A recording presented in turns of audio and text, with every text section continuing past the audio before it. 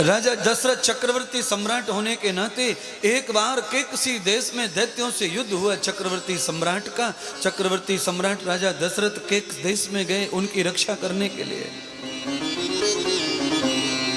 महाराजा के रक्षा के लिए गए।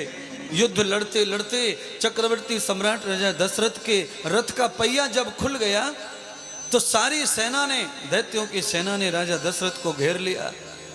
तो महाराज केकस की पुत्री केकई ने राजा दशरथ के पहिए को हाथ में लिया और घोड़े के साथ में दौड़ती रही और राजा दशरथ को युद्ध में जिताया और मृत्यु से बचाया। तब राजा दशरथ ने प्राण देने वाली, प्राण बचाने वाली केकसी राजा की पुत्री केकई के साथ में अपना विवाह करने का निश्चय किया। राजा दशरथ तीसरी पत्नी के रूप में युद्ध के मैदान में जान बचाने के बदले केकई को विवाह करके अयोध्या लेके आए। जान बचाई केकई ने, इस कारण राजा दशरथ का प्रेम केकई के साथ में अधिक हो गया। और ये धर्म ही है, ये कोई अधर्म नहीं है, ये धर्म है। हमारे संकट में कोई काम आए और कोई हमारी प्राण बचाए, उससे अधिक हम किसको चाहें।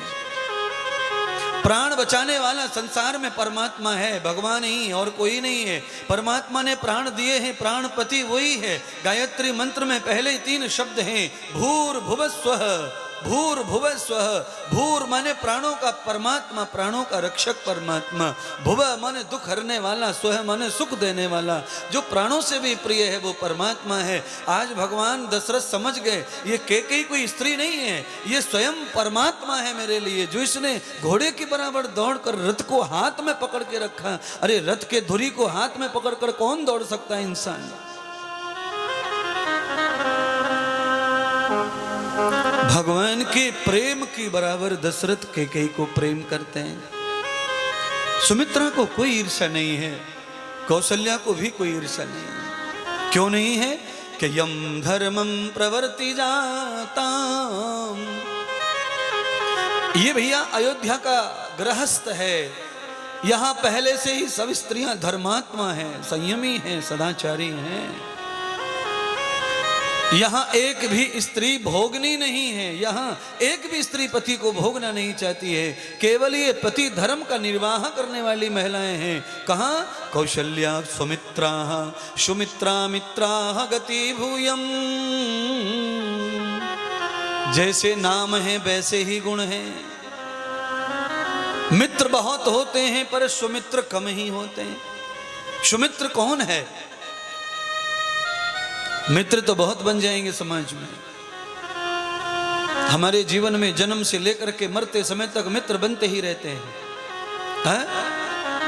हमारे किशोरी सेवा धाम में 40 से लेकर 60 साल की महिलाएं हैं, कुछ पुरुष हैं बुजुर्ग हैं, उनके मित्र थे नहीं।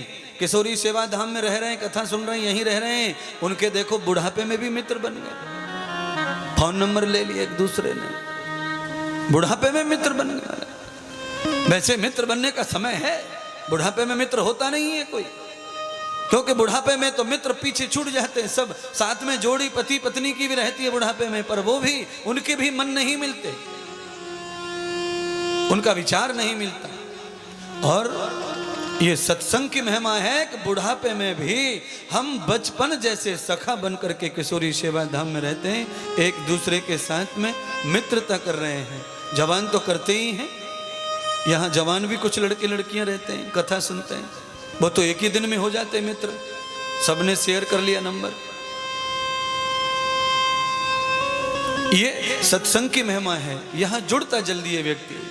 पर मेरी प्रार्थना है कि आप जुड़िए पर अपने धर्म को साथ रखिए। जुड़ने के साथ में धर्म छूट गया तो सत्संग का अपमान है, गुरु धाम का अपमान है, आश्रम का अपमान है। प्रेम रखो। कैसा प्रेम रखो? जैसे सुमित्रा कौशल्या से करती है, कौशल्या केकई से करती है। उम्र में बड़ा अंतर है, कौशल्या की उम्र बहुत ज्यादा है, केकई की उम्र बहुत कम है। और इतने फर्क में सास बहू में जैसे नहीं पटती है ना, ऐसे केकई और सुमित्रा में, केकई और कौशल्या में नहीं पटनी चाहिए, पर इनमें बड़ी पटती है। वैसे तो हमारे समाज में कहते हैं कि सौत तो आटे की भी बुरी हो गए, पर राजा दशरथ के घर में कोई सौत नहीं है। राजा दशरथ के घर में तो सब धर्म पत्नियां हैं,